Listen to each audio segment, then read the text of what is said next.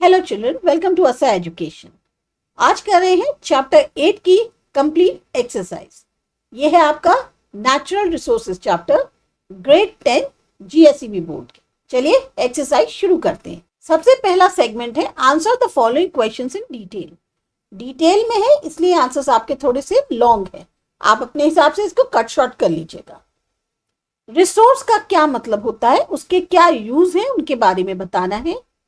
Resource जो है कोई भी चीज हो सकती है जिसकी कीमत होती है या जिसका इस्तेमाल किया जा सकता है जो इंसान की जरूरतें हैं उनको पूरा करने के लिए। अब ये रिसोर्सेज प्राकृतिक भी हो सकते हैं, इंसान द्वारा बनाए हुए भी हो सकते हैं, या खुद ह्यूमन जो है वही एक रिसोर्स हो सकता है। ये मदद करते हैं हमारी जो स्टैंडर्ड ऑफ लिविंग है उसको इम्प्रूव करने में, साथ ही साथ हमारा आर्थिक तौर पे विकास हो उसके लिए बहुत सहायक होते हैं। यूज क्या है रिसोर्सेज के? इनसे हमें खाना, पानी या हवा जो जरूरी है जिंदगी के लिए वो मिलती है। इंडस्ट्रीज में चीजों को बनाने के लिए इनका इस्तेमाल किया जाता है। जो भी प्रोडक्ट्स जो है मैन्युफैक्चर होती हैं उनके लिए रॉ मटेरियल का काम करते हैं। इनसे जो एनर्जी है उसको जनरेट किया जाता है, जैसे इलेक्ट्रिसिटी कोल से होती है, पेट्रोलियम से, विंड है, सोलर पावर है, ये सब हमारे रिसोर्सेज हैं। एग्रीकल्चर को सपोर्ट करते हैं फर्टाइल सॉइल और वाटर देके। हाउस के कंस्ट्रक्शन में, रोड्स, ब्रिजेस या और इंफ्रास्ट्रक्चर को कंस्ट्रक्ट करने में रोजगार के मौके देते हैं। कंट्री की आर्थिक उन्नति में सहायक होते हैं, योगदान देते हैं। क्वालिटी जो हमारी लाइफ की है उसको इम्प्रूव करते हैं, हमारी रोज की जरूरतों को पूरा करके, डेवलपमेंट को प्रमोट करके। तो रिसोर्सेज वो वैल्यूएबल एसेट्स हैं जो ह्यूमन नीड्स को पूरा करते हैं, बहुत इंपॉर्टेंट रोल प्ले करते हैं इंडिविजुअल के डेवलपमेंट में, चाहे वो सिर्फ इंडिविजुअल ही नहीं, सोसाइटी हो, नेशन हो, सबके डेवलपमेंट में बहुत ज़्यादा हेल्प करते हैं। इसलिए इनका बहुत ही सोच समझ के इस्तेमाल करना चाहिए और आगे आने वाली जो जनरेशन है उनके लिए इनको थोड़ा सा संभाल के बचत करके चलना चाहिए ताकि वो भी यूज कर पाए। इनको कंजर्व करना चाहिए, इनको संरक्षित करना चाहिए। दूसरा क्वेश्चन है सॉइल कंजर्वेशन क्या होता है और रेमेडीज क्या है सॉइल कंजर्वेशन को करने की। तो सॉइल कंजर्वेशन एक ऐसी प्रोसेस है, प्रक्रिया है, जिसमें हम जो मिट्टी होती है उसको उखड़ने से, उसका जो लेवल है उसको गिरने से, और फर्टिलिटी जो उपजाऊ होती है, जितनी मिट्टी उपजाऊ होगी उतनी ज्यादा अच्छी फसल होगी, तो उसकी जो क्वालिटी ऑफ सॉइल है, उसकी फर्टिलिटी जो है उसको प्रोटेक्ट करना ही सॉइल कंजर्वेशन कहलाता है। इसका मतलब है आपको सॉइल क्वालिटी को मेंटेन करने होगा ताकि ये हमारे एग्रीकल्चर के लिए उपजाऊ बनी रहे और एक हेल्दी एनवायरनमेंट को सपोर्ट करे। क्या हम ऐसे कदम उठा सकते हैं जिससे सॉइल कंजर्वेशन हो सके? सबसे पहले तो है ज्यादा से ज्यादा पेड़ लगाइए, फॉरेस्टेशन उसे कहते हैं कि ज्यादा से ज्यादा पेड़ लगाइए ताकि जमीन को, मिट्टी जो है वो पकड़े रहे। वो पेड़ों की जड़ जो होती है वो मिट्टी को कस के बांधे रहती है। इससे क्या होता है, चाहे हवा हो चाहे पानी हो, मिट्टी जो है वो जमीन नहीं छोड़ती।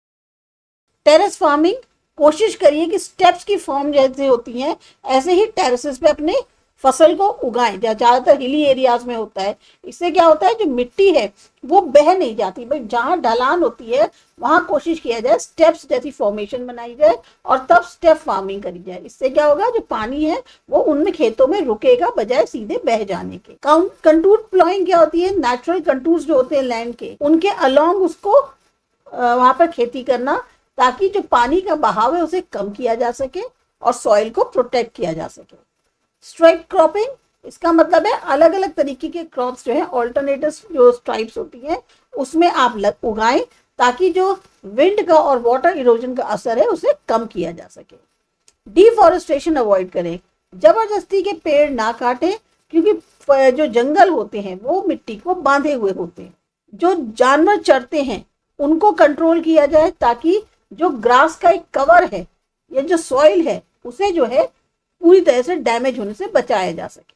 चेक डैम्स और बांध्स, छोटे छोटे डैम्स जो हैं या किनारे जो हैं उनको बनाया जाए ताकि जो पानी है वो बहुत तेजी से ना बहे और किनारे जो होते हैं उनकी मिट्टी को काटता हुआ और ज्यादा बड़ा ना होता जाए स्पैन। इरिगेशन प्रॉपर हो, सूटेबल इरिगेशन मेथड्स यूज करें ताकि वाटर लॉगिंग ना हो, सॉइल डिग्रेडेशन ना हो। ये हमारा सबसे वैल्यूएबल नेचुरल रिसोर्स है। अगर हम सॉइल को कंजर्व करते हैं तो इसका मतलब क्या है, हम अपनी एग्रीकल्चर जो प्रोडक्टिविटी है उसको मेंटेन कर रहे हैं, एनवायरनमेंट को प्रोटेक्ट कर रहे हैं और इंश्योर कर रहे हैं कि फ्यूचर जनरेशन के लिए एक सस्टेनेबल डेवलपमेंट हो पाए। नेक्स्ट सेगमेंट है कि आपको क्वेश्चंस वो करने हैं, अब जैसा कि बताया गया एग्जैक्टली वैसे ही आंसर करने। आपको सॉइल फॉर्मेशन का प्रोसेस बताना है और किस बेसिस पे उनको क्लासिफाई किया जाता है ये बताना है। जो सॉइल का फॉर्मेशन है वो बहुत ही स्लो और कंटिन्यूअस नेचुरल प्रोसेस है, जिसमें जो रॉक होती है वो टूट जाती है छोटे छोटे पार्टिकल्स में। जब उस पर विंड, वाटर, टेम्परेचर का बदलाव या लिविंग ऑर्गेन्स कोई भी एक्शन करते हैं, असर होता है, उसके कारण रॉक जो है वो टूट जाती है छोटे छोटे पार्टिकल्स में। ये प्रोसेस कहलाता है वीदरिंग।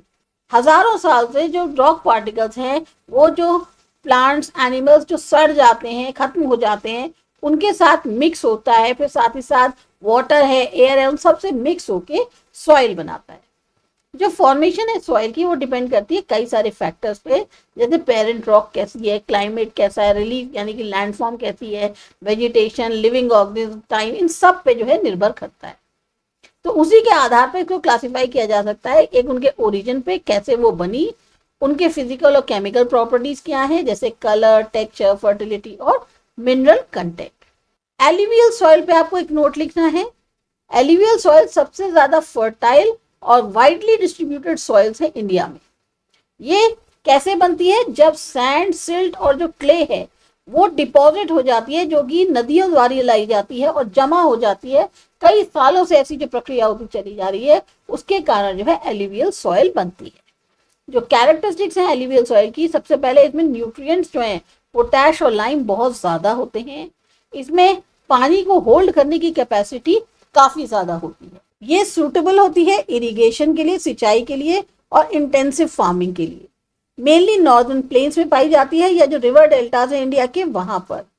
ये सबसे ज्यादा बेहतरीन मानी जाती है rice, wheat, sugar cane, cotton, maize, pulses, oilseed और वेजिटेबल्स को उगाने के लिए, क्योंकि इसकी बहुत हाई फर्टिलिटी है। ये एक बहुत इंपॉर्टेंट रोल प्ले करती है इंडिया के एग्रीकल्चर प्रोडक्शन और फूड सिक्योरिटी में। तो ये थी आपकी एलुवियल सॉइल। दूसरा नोट लिखना है ब्लैक सॉइल पे। ब्लैक सॉइल को रेगुर सॉइल भी बोलते हैं। ये बनती है जब वीदरिंग होती है वोल्केनिक रॉक्स की। ये मिलती है ज्यादातर डेक्कन प्लेट्यू में, खासतौर से महाराष्ट्र, मध्य प्रदेश, गुजरात, तेलंगाना, कर्नाटक या कुछ हिस्से आंध्र प्रदेश के। कलर इसका ब्लैक होता है। इसके अंदर आपको मिल जाएंगे लाइम, आयरन, मैग्नीशियम और पोटैश, तो मिनरल रिच मानी जाती है। मॉइस्चर अपने अंदर बहुत अच्छे से होल्ड करती है, हाई कैपेसिटी है इसकी। इसमें क्रैक्स डेवलप हो जाते हैं अगर सीजन ड्राई होता है, और इससे जो है सॉइल एरेशन में काफी मदद मिलती है। चिपचिपी सी हो जाती है जब गीली होती है और बहुत ठोस हो जाती है जब सूखी होती है। तो ब्लैक सॉइल सूट करती है कॉटन के लिए, इसीलिए इसको ब्लैक कॉटन सॉइल भी कहते हैं। ये सूटेबल है शुगर केन को उगाने में, सोयाबीन, व्हीट, ग्राउंडनट, सनफ्लावर और पल्सेस के लिए भी। हाईली प्रोडक्टिव है और सबसे इंपॉर्टेंट सॉइल मानी जाती है एग्रीकल्चर में, खास तौर से जो कॉटन कल्टीवेशन होता है इंडिया के अंदर उसके लिए। थर्ड सेगमेंट है answer the following questions in brief. क्या रेमेडीज हैं सॉइल इरोजन को प्रिवेंट करने की? ये क्वेश्चन हम पहले भी कर चुके हैं, और फिर इसको करते हैं शॉर्ट में। जो स्टेप्स हैं सॉइल इरोजन को रोकने के, उसमें आता है एफॉरेस्टेशन, यानी ज्यादा से ज्यादा पेड़ लगाएं। टेरेस फार्मिंग को प्रैक्टिस करें हिली एरियाज में। कंटूर प्लॉइंग का यूज करें स्लोपी लैंड्स पे। प्लांट्स जो है उनको स्ट्राइप्स में उगाएं, यानी स्ट्रिप क्रॉपिंग जिसे बोलते हैं। डिफॉरेस्टेशन को अवॉइड करें। ओवरग्रेजिंग जो एनिमल्स की है उसको कंट्रोल करें। चेक डैम्स और एम्बैंकमेंट्स बनाएं और प्रॉपर इरिगेशन मेथड्स का इस्तेमाल करें। माउंटेन सॉइल क्या होती है? माउंटेन सॉइल को हम फॉरेस्ट सॉइल भी कहते हैं। ये ज्यादातर वो सॉइल है जो हिली और माउंटेनियस रीजन में पाई जाती है। ये बनती है रॉक्स जो हैं जो फॉरेस्ट कवर के अंडर होती है उनकी वीदरिंग से। यहाँ पर ह्यूमस बहुत ज्यादा है, ऑर्गेनिक मैटर बहुत ज्यादा मिलेगा इस सॉइल में, लेकिन उसके टेक्सचर में और फर्टिलिटी में फर्क होगा। डिपेंड करता है कितनी हाइट पे है, कैसा क्लाइमेट है। मेनली ये सूटेबल होती है टी, कॉफी, स्पाइसेस और फ्रूट्स को उगाने में। थर्ड क्वेश्चन है, आपको लिखना है डेजर्ट सॉइल के बारे में। डेजर्ट सॉइल ज्यादातर एरिड या सेमी एरिड रीजन्स में पाई जाती है। वेस्टर्न इंडिया के, खास तौर से राजस्थान, कुछ हिस्से गुजरात, हरियाणा और पंजाब के। एरिड या सेमी एरिड मीन जहां या तो बिल्कुल ही कम बारिश होती है या नाम मात्र बारिश होती है या होती ही नहीं है। ये जो इलाका होता है ये सैंडी, ड्राई और कोर्स होता है, तो इसी वजह से जो वहां की सॉइल है वो भी आपकी सैंडी होती है, बहुत ही सूखी और थोड़ी सी जैसे होता है ना हाथ में लेंगे तो ग्रैन्युल आपको फील होते हैं। इसमें बहुत कम ऑर्गेनिक मैटर और मॉइस्चर होता है, पर सॉल्युबल सॉल्ट्स बहुत ज्यादा होते हैं, ह्यूमस बहुत कम होता है। प्रॉपर इरिगेशन से ये एग्रीकल्चर को सपोर्ट कर सकती है। बाजरा, वीट, बार्ले, ग्वार, पल्सेस, कॉटन, ये सब जो है डेजर्ट सॉइल में उगाए जाते हैं जहां इरिगेशन फैसिलिटीज अवेलेबल होती है। हमारा लास्ट सेगमेंट है कि करेक्ट ऑप्शंस जो है आपको वो बताने हैं और आंसर लिखने हैं।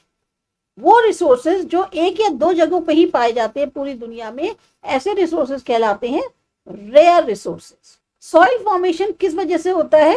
डैश एलिमेंट्स जो पेरेंटल रॉक्स के हैं, वीदरिंग और इरोजन से। पैडखाउ सॉइल जो है उसका दूसरा नाम क्या है? Laterite soil. और जो अभी रिसेंटली सॉइल ऑफ इंडिया है उसको क्लासिफाई कितने टाइप्स में किया गया है Indian council for agricultural research के द्वारा? करेक्ट आंसर है 8 टाइप्स में जो है उनको क्लासिफाई किया गया। तो ये आपके चैप्टर की कंप्लीट एक्सरसाइज है। उम्मीद है आपको अच्छे से समझ में आई होगी। लाइक और कमेंट करके जरूर बताएं कि आप इसमें और क्या जानना चाहते हैं। सब्सक्राइब करिए असा एजुकेशन। मिलते हैं अगले चैप्टर में।